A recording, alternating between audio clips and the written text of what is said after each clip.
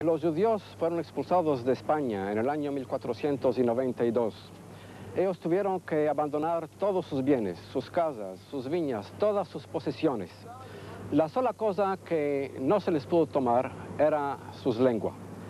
En realidad era esta la lengua española, el castellano y otros dialectos también de España que hablaban hasta entonces desde largo tiempo y con la cual se comunicaban con los otros judíos de España y también con los cristianos, con los otros habitantes de España.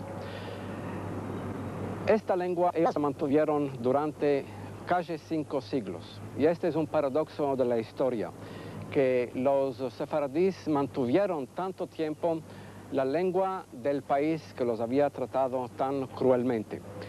El facto es que os mantuvieron esta lengua casi intacta hasta hoy. Se podría decir casi intacta, en realidad hay también muchas palabras del hebreo que ya existían de antes también, y de los países donde vivieron, el turco, el griego, el búlgaro, también el francés que fue incluido más tarde.